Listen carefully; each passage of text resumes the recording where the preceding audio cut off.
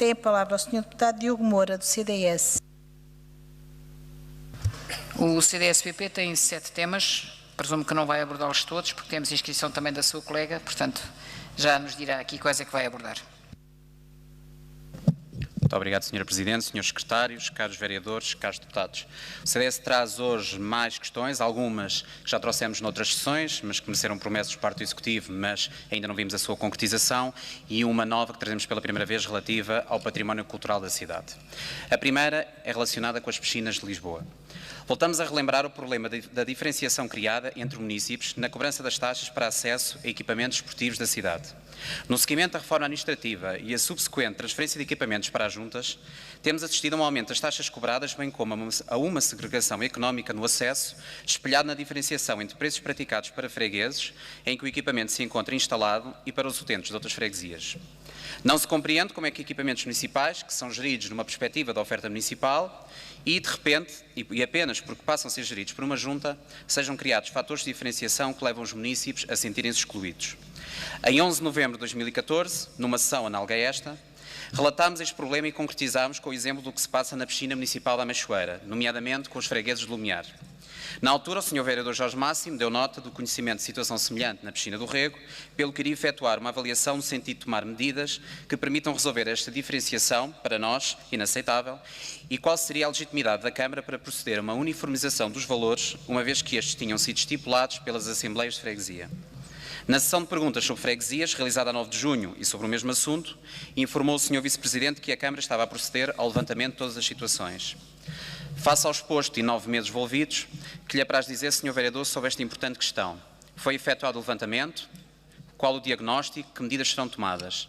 Permite-nos esta insistência quando se trata de direitos sociais e acesso em condições iguais à prática desportiva e lazer, que uma reforma administrativa não pode aniquilar nem deve obstruir, baseada em divisões administrativas e fomento de diferenciação entre cidadãos. A segunda questão tem a ver com o terreno baldio na freguesia da Penha de França. Mais propriamente, entre o mercado de Sapadores e a farmácia central da Penha, na rua Penha de França, existe este terreno baldio que se encontra vedado por uma cerca de arame. O citado terreno encontra-se abandonado. Durante anos a vegetação foi crescendo, o lixo acumulando, havendo queixas de moradores da presença de baratas e ratos que frequentemente acedem ao espaço público e aos edifícios adjacentes.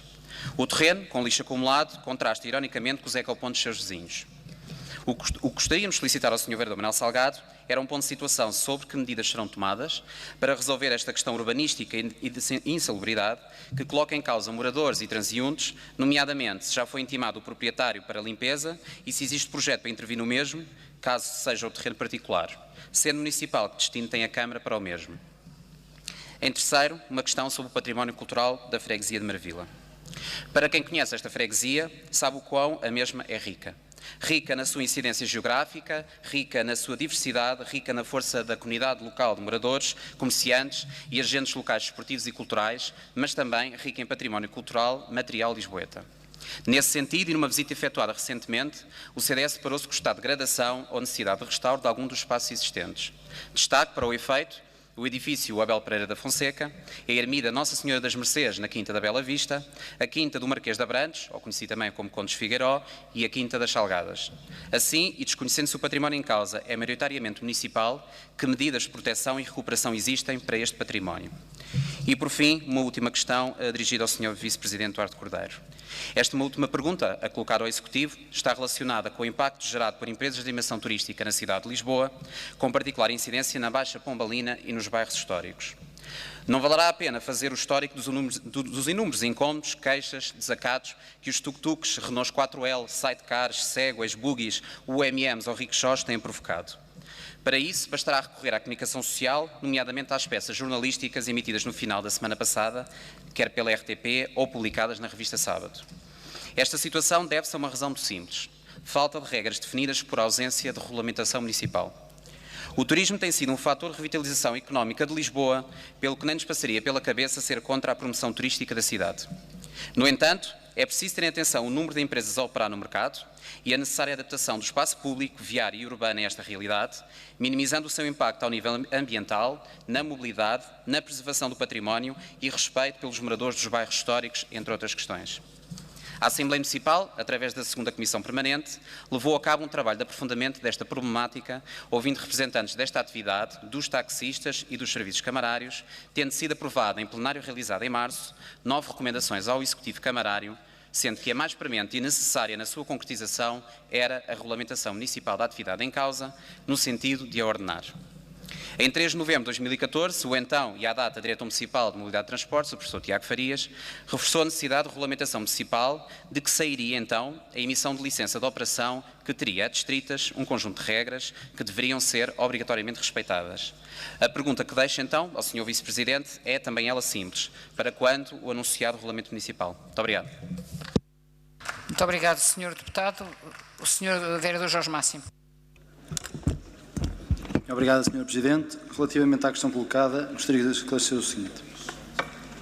Em primeiro lugar, e reiterando aquilo que já reafirmei aqui noutra oportunidade sobre este mesmo assunto, de facto é preciso ter, neste tipo de intervenção, ter como pressuposto e saber que todos os regulamentos de tarifas de acesso a piscinas e equipamentos municipais que estão hoje sob gestão das juntas de freguesia só resultam de instrumentos que foram sujeitos à avaliação e no quadro das normas em vigor pela parte dos executivos das juntas de freguesias, submetidos à deliberação através do regulamento pelas respectivas assembleias de freguesias, que nesse aspecto sufragaram e aprovaram estas tarifas. Nós temos, de facto, neste momento já um estudo comparativo sobre o pressário aplicado em todas as piscinas da cidade de Lisboa, e há aqui questões que não são diretamente comparáveis. O que nós notamos é que as juntas de freguesias criaram muitos novos serviços, criaram até, em alguns casos, alguns instrumentos que não existiam, tipo pacotes de anuidade, modalidades que não eram praticadas nos equipamentos municipais e, portanto, tem um leque de oferta mais alargado que o que havia no tarifário tradicional do município e ainda que se continua a aplicar na piscina municipal do Casal Vistoso, que ainda se mantém sob gestão do município.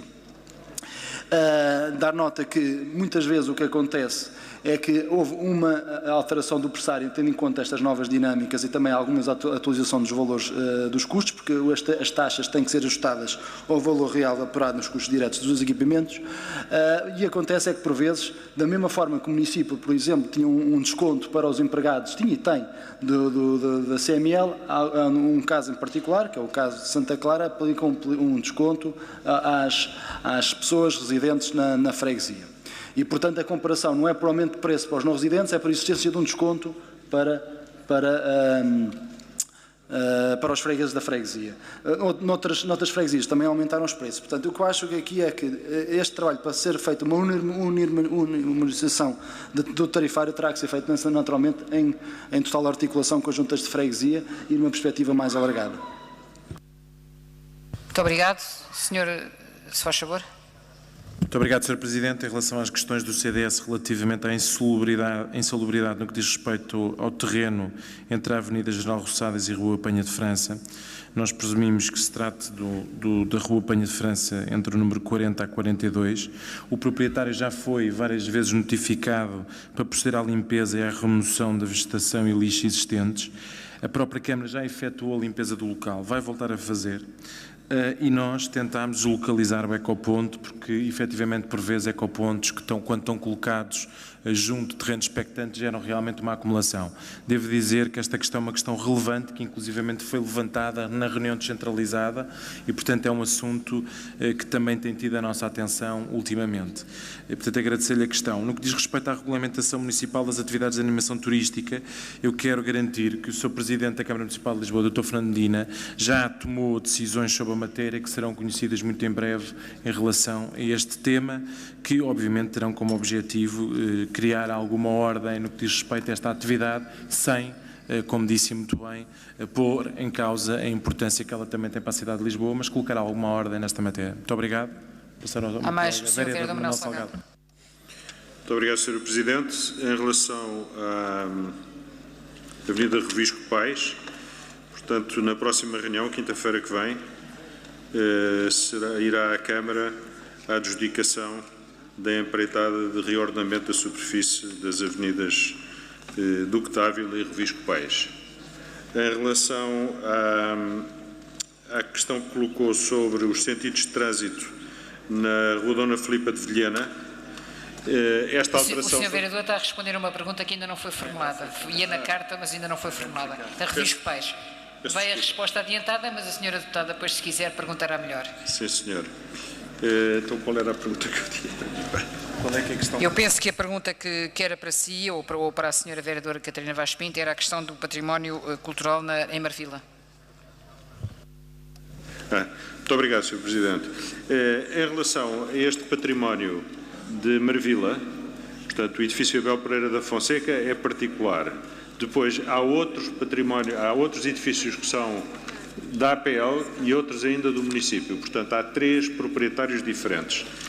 Aquilo que se tem estado a fazer é tentar, em conjunto com os vários proprietários, fazer uma unidade de execução para intervir naquela área. Mas há uma dificuldade que ainda não foi ultrapassada e que resulta de protocolos que foram celebrados no tempo do Dr. João Soares, portanto, por altura da Expo, em que, para alargar a Infante Dom Henrique, o município recebeu terrenos dos particulares e garantiu direitos de edificabilidade futuros. Esse acordo que foi estabelecido na altura com vários proprietários, neste momento está a ser ponderado exatamente para se fazer esta unidade de execução. Muito obrigado.